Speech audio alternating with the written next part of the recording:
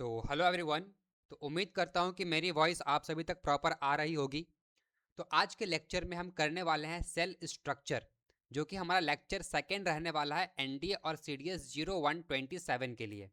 तो इस लेक्चर में हम लेक्चर के साथ साथ उसके प्रीवियस ईयर क्वेश्चंस भी हम कवर कर रहे हैं, सो दैट कि आपको पता लगे कि कैसे क्वेश्चंस पूछे जाते हैं। ठीक है, तो चलिए आज के सेशन को स्टार्ट करते हैं। उससे पहले अगर आप इस चैनल पर पहली बार आए हो तो मेक श्योर कि आप इसे सब्सक्राइब करो, है ना, आपके फ़ायदे के लिए है ये। ओके, तो आज की सेशन का हमारा पहला टॉपिक है प्लाज्मा मेम्ब्रेन। तो इस प्लाज्मा मेम्ब्रेन के बारे में आज हम सारी चीज़ें खोल के पढ़ने वाले हैं। तो ये आपको एक सेल दिख रहा है, ये आपको न्यूक्लियस दिख रहा है ना, न्यूक्लियस के अंदर आपको न्यूक्लियोलस दिख रहा है, लाइजोसोम, राइबोसोम, क्रोमेटिन, और ये आ गया अपना प्लाज्मा मेम्ब्रेन। तो इसी प्लाज्मा मेम्ब्रेन के बारे में आज हम डिस्कस करने वाले हैं। तो सबसे पहले प्लाज्मा मेम्ब्रेन का नेचर कैसा होता है, ये कहाँ पे होता है। तो सेल का जो आउटर लेयरिंग होता है, ठीक है, आउटर लेयरिंग होता है, एकदम आउटर नहीं, जैसे ये आउटर हो गया तो इसके जस्ट इस सेकेंड आउटर लेयरिंग जिसे हम बोल सकते हैं एक तरीके से, उसे हम क्या बोलते हैं, प्लाज्मा मेम्ब्रेन कहते हैं। ठीक है, ऑलराइट। तो प्लाज्मा मेम्ब्रेन जो है ये कैसा नेचर का होता है, इसे हम बोलते हैं, ये कैसा होता है, ये हमारा फ्लेक्सिबल होता है। फ्लेक्सिबल कहने का मतलब लचीला। ठीक है, फ्लेक्सिबल मतलब क्या हो गया आपका, लचीला, यानी कि ये किसी भी तरीके से मुड़ सकता है, ये टूटता नहीं है। ठीक है, तो ये क्या हो गया अपना, फ्लेक्सिबल हो गया, पहली चीज। दूसरी चीज ये है कि ये किससे बना होता है। ठीक है, तो plasma membrane is made of protein. ठीक है, किससे बना होता है, प्रोटीन, और इसके साथ साथ ये लिपिड से बना होता है। तो प्रोटीन और लिपिड ये दो चीजें मिल करके हमारी प्लाज्मा मेम्ब्रेन को बनाती हैं। ठीक है, तीसरी चीज, इसका नेचर जो होता है वह सेलेक्टिव परमिएबल होता है। ठीक है, कैसा होता है, सेलेक्टिव परमिएबल मेम्ब्रेन, यानी कि किन्हीं खास लोगों को अंदर और बाहर जाने की अनुमति देता है ये। ऐसा भी नहीं है कि यहाँ कोई भी आ गया और सेल के अंदर चला जाएगा, नहीं, सेल के अंदर बस ये उसी लोग उन्हीं को जाने देता है जिसकी सेल को ज़रूरत होती है। लाइक ऑक्सीजन हो गया, अब ऑक्सीजन सेल के लिए नेसेसरी है, तो ये ऑक्सीजन के मॉलिक्यूल्स को अंदर जाने देगा, कार्बन डाइऑक्साइड के मॉलिक्यूल को बाहर आने देगा। समझ में आया क्या। तो किसी खास लोगों को, इसी खास लोगों के लिए ही यहाँ पे लगाया गया सेलेक्टिव, क्या, सेलेक्टिव, यानी कि सेलेक्टेड लोगों को ये अंदर जाने देता है और बाहर आने के लिए देता है। ठीक है, इतनी बात समझ में आ गई। तो प्लाज्मा मेम्ब्रेन के बारे में हमने ये चीज़ें जान ली। अब देखो यहाँ पे एक इसके लिए प्रीवियस ईयर क्वेश्चन है। ठीक है, प्रीवियस ईयर क्वेश्चन क्या है कि which of the following statement is correct about cell membrane. ये पूछा गया है सीडीएस 01/2022 में। It is made up of cellulose. क्या ये सेल्यूलोज से मिलके बना होता है क्या, नहीं ना, अभी जस्ट पढ़ा है कि ये जो प्रोटीन और लिपिड से मिलके बना होता है, तो सेल्यूलोज वाला ऑप्शन तो खत्म हो गया।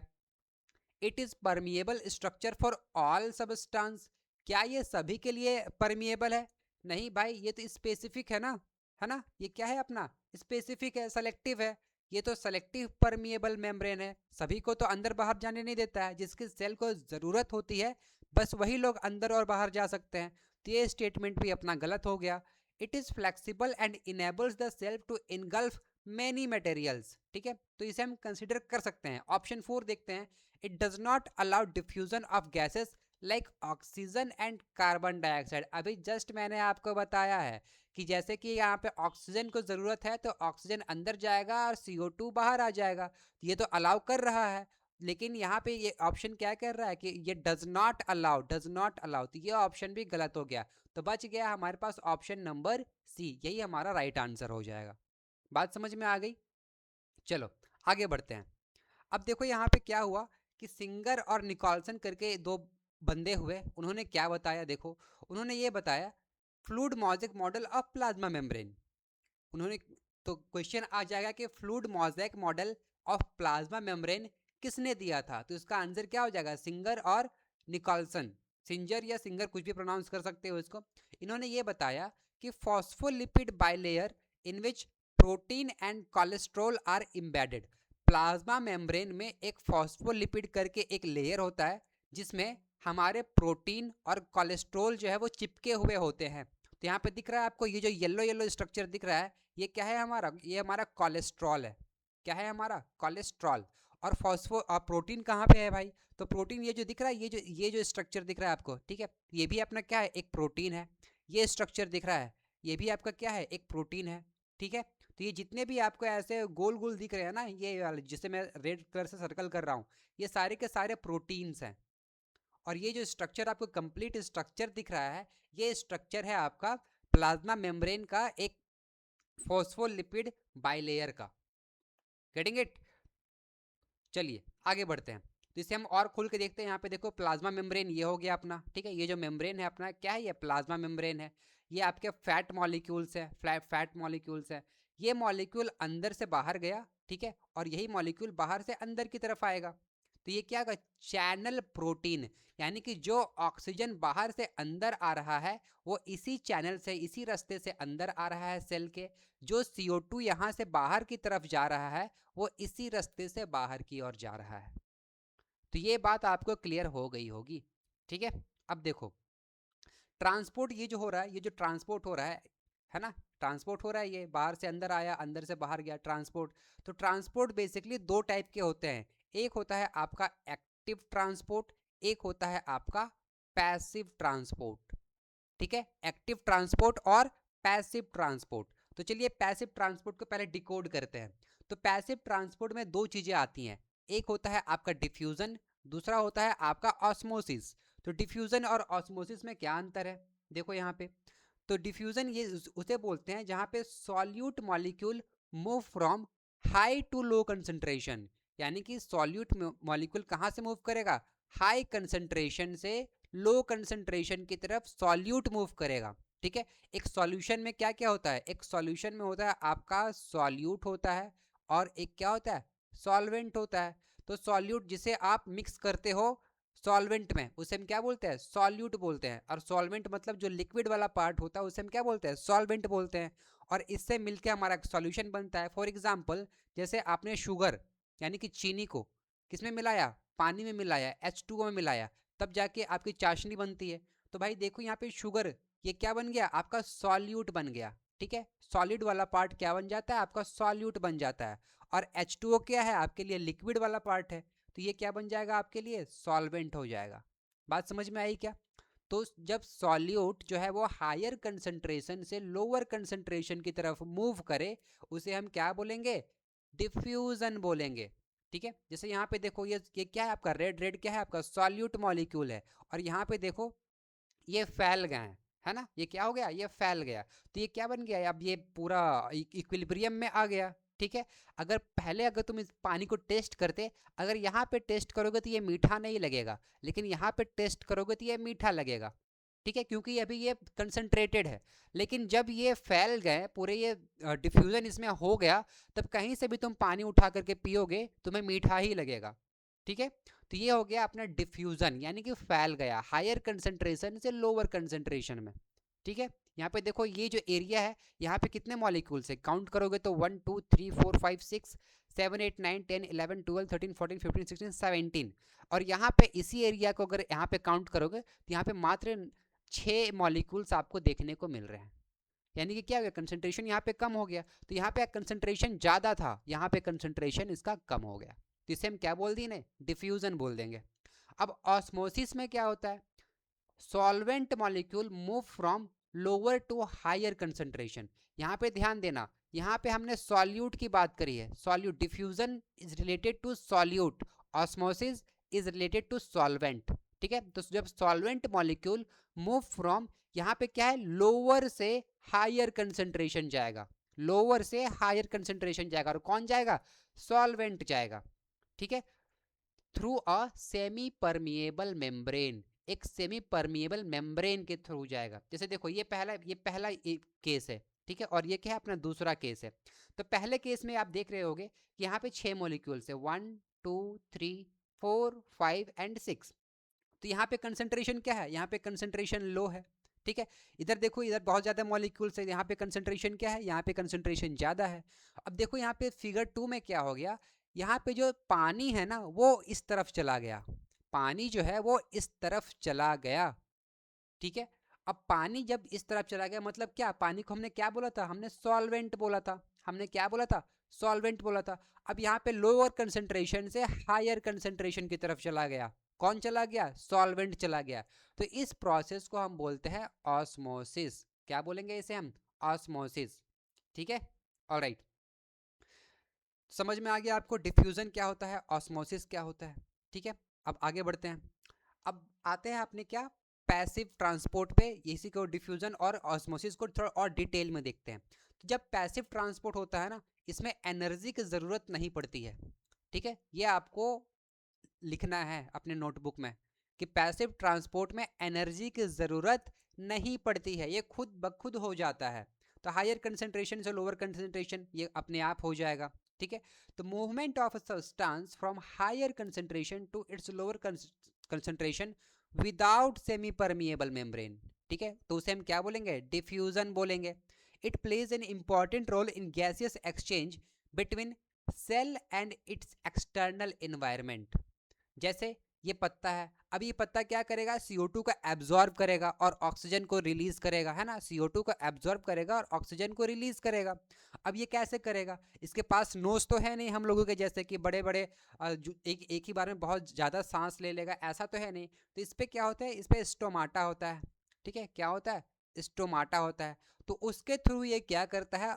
बाहर से एटमॉस्फेयर से कार्बन डाइऑक्साइड को एब्जॉर्ब करता है और ऑक्सीजन को रिलीज करता है। ठीक है, स्टोमाटा में छोटे छोटे छोटे छोटे बहुत छोटे छोटे छेद होते हैं। उन छेदों के थ्रू ये कार्बन डाइऑक्साइड को एक्सेप्ट करता है और ऑक्सीजन को रिलीज करता है। ठीक है, तो यहाँ पे अपने डिफ्यूजन का हमें एग्जाम्पल देखने को मिलता है। ठीक है, ऑलराइट। अगर हम ऑस्मोसिस की बात करें तो ऑस्मोसिस में क्या, हायर कंसंट्रेशन से लोअर कंसंट्रेशन कौन जाएगा ऑस्मोसिस में? ऑस्मोसिस में किसे हम भेज रहे थे बताओ? अरे भाई ऑस्मोसिस में हम सॉल्वेंट को भेज रहे थे ना, यहाँ पे देखो, यहाँ पे सॉल्वेंट को भेज रहे थे। तो ऑस्मोसिस में कौन जाएगा? Solvent, solvent. तो यहाँ पे क्या आ जाएगा? सॉल्वेंट मतलब क्या? पानी चला जाएगा। तो यहाँ पे the movement of water from higher concentration to its lower concentration through semi permeable membrane. ठीक है, यहाँ पे डिफ्यूजन में विदाउट सेमी परमिएबल मेम्ब्रेन था और यहाँ पे ऑस्मोसिस में विथ सेमी परमिएबल मेम्ब्रेन है। तो absorption of water by plants roots, by plant root. तो अब देखो ये प्लांट की जड़ है। अब इसे प्लांट की जड़ क्या काम क्या होता है? धरती से मिनरल्स को खींचना, पानी को खींचना। अब ये पानी कैसे जाएगा? तो ऑस्मोसिस के थ्रू जाएगा। तो ये प्लांट के रूट पे छोटे छोटे छोटे छोटे छेद होते हैं। उन छेदों के थ्रू ये जो पानी है यानी कि जो सॉल्वेंट है वो मिट्टी में क्या है? वो मिट्टी में कम है और यहाँ पे इसके रूट्स में ज़्यादा है। तो पानी चाहेगा कि जहाँ मेरी संख्या ज़्यादा है मैं वहाँ चला जाऊँ। तो यानी कि ये यहाँ पे ऑस्मोसिस हो जाएगा प्लांट के रूट में। ठीक है, unicellular fresh water organism and most plant cells tend to gain water by osmosis. ठीक है, यानी कि यूनिसेल्युलर ऑर्गेनिज्म जो फ्रेश वाटर में रहते हैं और प्लांट के जो सेल्स होते हैं जो फ्रेश वाटर में रहते हैं, वो लोग क्या करते हैं? अपने अंदर पानी कैसे लेते हैं? ऑस्मोसिस के थ्रू लेते हैं। अब यहाँ पे देखो ओनली लिखा हुआ है, that means only living cell and not dead cell are able to absorb water by osmosis. यानी कि वैसे सेल्स जो लिविंग होते हैं, जो लिविंग होते हैं, ठीक है, बस वही ऑस्मोसिस कर सकते हैं। क्या डेड सेल ऑस्मोसिस कर सकता है? क्या नहीं कर सकता। सिर्फ कौन करेगा? सिर्फ और सिर्फ लिविंग सेल ही ऑस्मोसिस कर सकता है। इतनी बात क्लियर है ना? अब आते हैं अपने एक्टिव ट्रांसपोर्ट पे। पैसिव ट्रांसपोर्ट हमने देख लिया, दो प्रकार के होते हैं, ऑस्मोसिस और डिफ्यूजन। अब आते हैं एक्टिव ट्रांसपोर्ट। एक्टिव ट्रांसपोर्ट में हमें एनर्जी की ज़रूरत होती है। जैसे हम अगर खाना को खा रहे हैं तो हमें क्या एनर्जी लग रहा है ना, हम खाना को बना रहे हैं, खाना को हम अपने माउथ तक ला रहे हैं, उसके बाद हम इसे चबा रहे हैं, फिर वो अंदर जा रहा है। तो ये क्या हमारी एनर्जी लग रही है इसमें? समझ में आया क्या? तो यहाँ पे देखो एक्टिव ट्रांसपोर्ट में एनर्जी की ज़रूरत होती है। तो पहला है इंडोसाइटोसिस। इंडोसाइटोसिस क्या होता है? जैसे यहाँ पे खाना रखा हुआ है, अब यहाँ से एक अमीबा आया, ये अपना चल रहा था। अब क्या हुआ? इसे यहाँ पे खाना दिख गया अमीबा के लाइक। अब वो क्या करेगा? इस खाना को ना अपने चारों तरफ से घेर के इसको अंदर अपने ले लेगा। जैसे यहाँ पे देखो, ये आपको खाना है, ठीक है, ये आपके लिए खाना है। आपने देखा यहाँ पे खाना है, अब क्या करोगे, आप एक घेरा बनाओगे, एक घेरा बनाया आपने, और घेरा को बना करके इस खाने को पूरे चारों ओर से आपने घेर लिया। चारों ओर से घेरने के बाद इसे आपने लॉक कर दिया। अब ये खाना कहाँ आ गया, आपके अंदर आ गया। तो इसी प्रोसेस को हम बोलते हैं एंडोसाइटोसिस। क्या बोलते हैं इसे हम? एंडोसाइटोसिस बोलते हैं। ठीक है। The flexibility of plasma membrane enables the cell to engulf food and other material from its external environment। ये पहले एक्सटर्नल इन्वायरमेंट में था, अब ये इंटरनल इन्वायरमेंट में चला गया, क्योंकि इसने इनगल्फ कर लिया। इस प्रोसेस को क्या बोलेंगे? इस प्रोसेस को बोलेंगे कि इनगल्फ कर लिया गया। ठीक है। Example, amoeba acquires food by endocytosis. ठीक है, तो ये आपको दिख रहा है, ये आपको अमीबा, और यहाँ पे फूड है, इसे चारों तरीके से घेर लिया गया, और उसके बाद घेरने के बाद इसे अंदर कर लिया गया, तो इसे हम बोलते हैं एंडोसाइटोसिस। और जब यही प्रोसेस को बाहर करना होगा, यानी कि फूड को तो ये अभी इसने अंदर लिया है ना, अगर ये फूड को बाहर कर देगा तो उस प्रोसेस को हम बोल देंगे एक्सोसाइटोसिस। क्या बोल देंगे? एक्सोसाइटोसिस। यहाँ पे देखो, ये फूड अंदर में है, ये फूड अंदर में है, और यहाँ पे ये फूड बाहर की तरफ चला गया, तो इस प्रोसेस को हम बोल देंगे एक्सोसाइटोसिस। ठीक है। Amoeba acquires food by endocytosis, और क्या करता है, इसको बाहर कैसे निकालता है? बाहर निकाल देता है इसको एक्सोसाइटोसिस के द्वारा। बात समझ में आ गई? Release of material like enzyme, hormones, cell wall components etc, ये किसके थ्रू होता है? एक्सोसाइटोसिस के थ्रू होता है। इतनी बात क्लियर है? ठीक है, ओके। अब हम आते हैं हाइपोटोनिक, आइसोटोनिक और हाइपरटोनिक सॉल्यूशंस के बारे में। तो हाइपो को आप रिलेट करो हिप्पो से। ठीक है, हिप्पोपोटामस सुना है ना आपने? हिप्पोपोटामस कैसा होता है? मोटा होता है भाई। ठीक है, यानी कि medium has higher concentration than cell. अब देखो यहाँ पे ये जो आपको दिख रहा है ना, जैसे मैं रेड कलर से ये कर रहा हूँ, इसमें जो है कंसंट्रेशन इसका ज़्यादा है, कंसंट्रेशन इसमें ज़्यादा है। Cell will gain water. अब देखो ये अपना क्या है, ये अपना सेल है। अब जब बाहर जो है कंसंट्रेशन ज़्यादा होगा और सेल के अंदर कंसंट्रेशन कम होगा, तो जाहिर सी बात है हायर कंसंट्रेशन से लोअर कंसंट्रेशन में सॉल्यूट मूव करेगा। ठीक है, ये क्या होगा? सॉल्यूट मूव करेगा। और जब सॉल्यूट हायर कंसंट्रेशन से लोअर कंसंट्रेशन की तरफ मूव किया, तो ये सेल को क्या कर देगा? फुला देगा, और फुला के गेंडा बना देगा। गेंडा मतलब हिप्पो बना देगा। तो यहाँ पे क्या हो गया आपका? हाइपोटोनिक सॉल्यूशन में क्या होता है कि हायर कंसंट्रेशन से लोअर कंसंट्रेशन की तरफ चीज़ें मूव करती हैं, और इस केस में सेल जो है वो फूल जाता है, गेन कर जाता है वाटर। ठीक है, और यहाँ पे सेल जो है वो फूल जाता है, सेल विल स्वेल अप। ठीक है, तो ये आपको याद रखना है। हिप्पो से याद आ जाएगा। ठीक है, हिप्पो मतलब क्या? पहले पतला था, अब क्या? मोटा हो गया। तो हिप्पो मतलब क्या? हायर से लोअर की तरफ गया, यानी कि सेल जो है वो फूल जाएगा, सेल जो है वो पानी गेन कर लेगा। हाइपरटोनिक सॉल्यूशन में क्या होता है? हाइपरटोनिक सॉल्यूशन यहाँ पे देखो, hypertonic solution medium has lower concentration than cell. अब यहाँ पे क्या? इसका कंसंट्रेशन कम है, इसका कंसंट्रेशन कम है, इस सेल के अंदर का कंसंट्रेशन ज़्यादा था। तो जहाँ पे ज़्यादा कंसंट्रेशन होगा वहाँ से चीज़ें कम कंसंट्रेशन की तरफ जाएंगी। तो यहाँ से क्या होगा? सेल के अंदर से पानी और सॉल्यूट क्या होगा? निकल जाएगा बाहर की साइड। ठीक है, और इस केस में क्या होगा? सेल जो पहले फूला हुआ था, अब वो सेल जो सिकुड़ जाएगा, तो सेल जो है वो श्रिंक कर जाएगा। तो इसी को हम बोलते हैं हाइपरटोनिक सॉल्यूशन। क्या बोलेंगे इसे हम? Hypertonic solution. और इस केस में सेल जो है वो पानी रिलीज करता है, यानी कि सेल जो है वो लूज कर देता है वाटर को। ठीक है, ये बात क्लियर हो गई। आइसोटोनिक में क्या होता है? जितना बाहर कंसंट्रेशन है, मान लेते हैं कि बाहर कंसंट्रेशन x है, तो अंदर का कंसंट्रेशन भी x है। तो इस केस में ना ही सेल सिकुड़ेगा और ना ही सेल फूलेगा, सेल जैसा था सेल वैसा ही रहेगा, यानी कि यहाँ पे पहले से ही इक्विलिब्रियम मेंटेन्ड होता है। तो medium has cell same water concentration as cell. जितना सेल का कंसंट्रेशन है उतना ही वाटर का भी कंसंट्रेशन है। No net movement of water across membrane, ना ही पानी यहाँ से बाहर जाएगा ना ही पानी यहाँ से अंदर आएगा, यानी कि सेल की साइज जो है वो सेम रहती है। तो ये तीन चीज़ें क्लियर हो गई हाइपोटोनिक, हाइपरटोनिक और आइसोटोनिक सॉल्यूशन में। ठीक है, चलिए आगे बढ़ते हैं। प्लाज्मोलाइसिस क्या होता है? प्लाज्मोलाइसिस, तो प्लाज्मोलाइसिस की अगर हम बात करें, तो जब सेल के जितने भी ऑर्गन्स होते हैं, ठीक है, सेल के जितने भी ऑर्गन्स होते हैं वो सेल वॉल से दूर चले जाएं। ये आपको दिख रहा होगा, ये सेल वॉल है, ठीक है, जिसे मैं रेड कलर से मार्क कर रहा हूँ। ये आपको क्या हो गया, सेल वॉल है। और ये देखो सिकुड़ रहा है, ये इधर आ रहा है, सेल वॉल से दूर जा रहे हैं, ठीक है, सेल वॉल से दूरी बना रहे हैं। तो इसी को हम क्या बोलते हैं, प्लाज्मोलाइसिस बोलते हैं। कि when a living plant cell loses water through osmosis there is a shrinkage of contents of cell away from this cell. यानी कि जब यहाँ पे श्रिंकेज हो रहा है, जब यहाँ पे श्रिंकेज हो रहा है, तो उस केस में जो सेल के ऑर्गन्स हैं वो सेल वॉल से दूर हो जाते हैं। और इस फंक्शन को, इस फेनोमेना को हम लोग क्या बोलते हैं, प्लाज्मोलाइसिस बोलते हैं। बस इतना ही था, ठीक है। चलो अब हम पढ़ेंगे, इसके थोड़े से पीवाईक्यूज कर लेते हैं, उसके बाद फिर हम आगे कंटिन्यू करते हैं ना। देखो, which one of the following will happen if the medium surrounding the cell has higher concentration than the cell. अब बताओ, ये आपका सेल है, ठीक है, ये आपका सेल है, ये आपका सेल हो गया।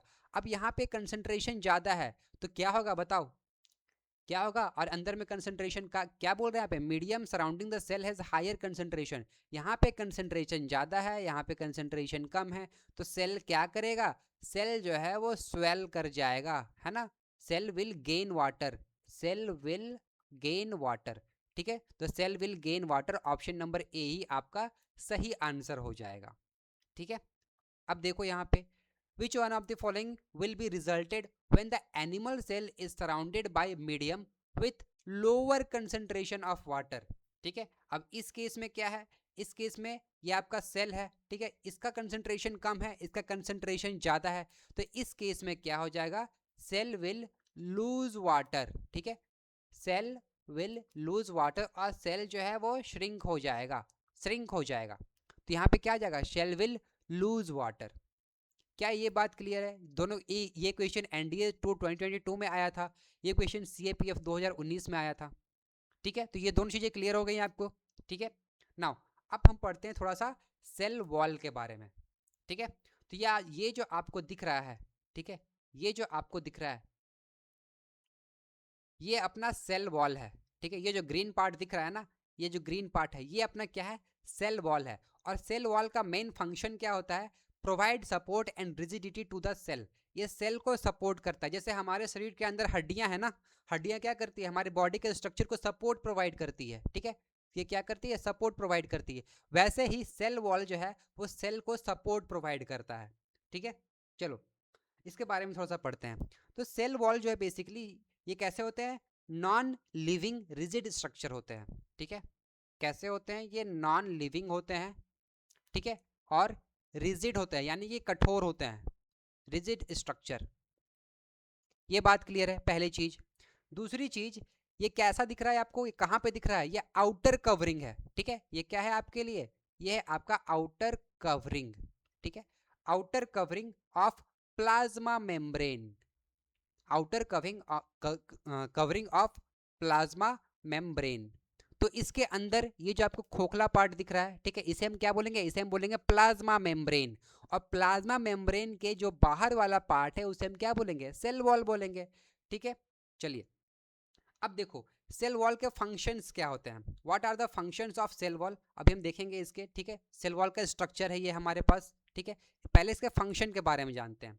तो सेल वॉल का फंक्शन क्या होता है, प्रोटेक्ट करता है cell from mechanical damage and infection. जैसे बाहर से कुछ मान लीजिए कि कुछ आया, ठीक है, कुछ थ्रेट आया, तो उस थ्रेट को कौन प्रोटेक्ट करेगा, प्रोटेक्ट करेगा हमारा सेल वॉल। सेल वॉल मतलब क्या, एक दीवार की तरफ होता है। बाहर से हवा आई बहुत जोर की, आप अंदर बैठे हुए हो, हवा अंदर आ ही नहीं पाएगी, यानी कि इस वॉल ने क्या किया, आपके लिए प्रोटेक्शन का काम किया।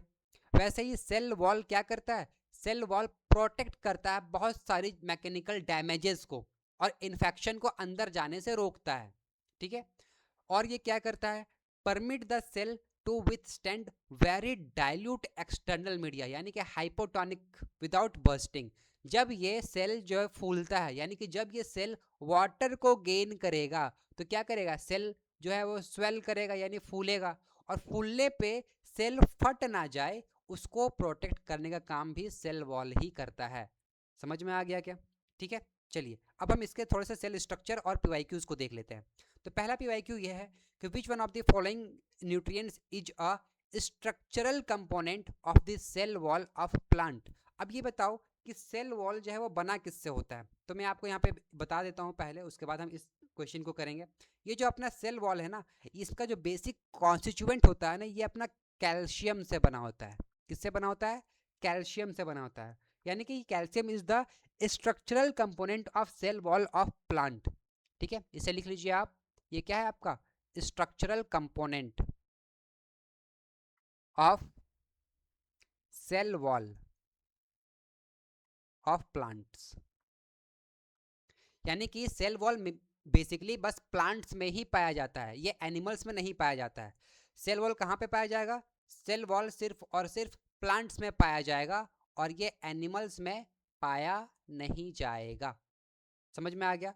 इसीलिए यहाँ पे बोला गया है structural component of cell wall of plants. तो ये किससे बना होता है? बेसिकली कैल्शियम से बना होता है। ठीक है, तो वही क्वेश्चन यहाँ पे पूछा गया था।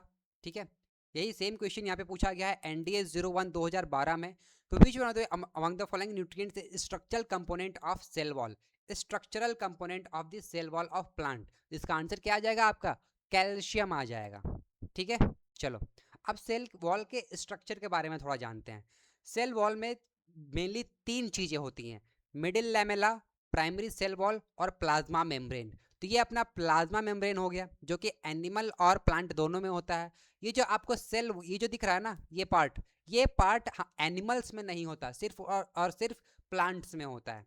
तो ये जो आपको दिख रहा है yellow colour thread like structure, इसे हम बोलेंगे पैक्टीन बोलेंगे। ठीक है, ये जो आपको रॉड लाइक स्ट्रक्चर दिख रहा है, ठीक है, इस रॉड लाइक स्ट्रक्चर को क्या बोलेंगे? हेमीसेल्यूलोज बोलेंगे। ठीक है, और यहाँ पे ब्लू कलर का जो दिख रहा है उसे हम बोलेंगे सेल्यूलोज माइक्रोफिब्रिल। क्या बोलेंगे? माइक्रोफिब्रिल। तो ये जो आउटर पार्ट है इसे हम मिडिल लैमेला, फिर आउटर और इनर पार्ट के बीच में जो पड़ेगा उसे हम बोलेंगे प्राइमरी सेल वॉल। ठीक है, और ये तो अपना प्लाज्मा मेम्ब्रेन है ही। ठीक है, तो चलो आओ देखते हैं इसके प्रीवियस ईयर क्वेश्चंस। उससे पहले एक छोटी सी और चीज़ है कि सेल वॉल किस में होता है और किन किन चीज़ों से बना होता है। तो बैक्टीरिया में जो सेल वॉल होता है वो पेप्टाइडोग्लाइकन का बना होता है, पेप्टाइडोग्लाइकन का बना होता है। ठीक है, और ये प्रेजेंट होता है। फंगी में जो सेल वॉल होता है वो काइटिन का बना होता है। किसका बना होता है? काइटिन का होता है। एल्गी और प्लांट सेल में ये सेल्यूलोज का बना होता है। किसका बना होता है? सेल्यूलोज का बना होता है। ठीक है, नाउ एनिमल सेल में सेल वॉल होता ही नहीं है, एनिमल सेल में सेल वॉल होता ही नहीं है, तो इसमें प्रेजेंट ही नहीं होता है, तो भाई इसका कैसे बनेगा, है ना। चलिए, तो ये बात क्लियर हो गई। ये चीज़ आपको याद रखना है। बैक्टीरिया पेप्टाइडोग्लाइकॉन यानी कि बीपी। ठीक है, बी से बैक्टीरिया, पी से पेप्टाइडोग्लाइकॉन, एफ सी। ठीक है, फंगाई काइटिन। एल्गी और प्लांट सेल में मेनली ये सेल्यूलोज का बना होता है। तो इतनी चीज़ें आपको क्लियर होनी चाहिए। अब आते हैं प्रीवियस ईयर क्वेश्चन में। Cell wall of any fungus is different from plant in having.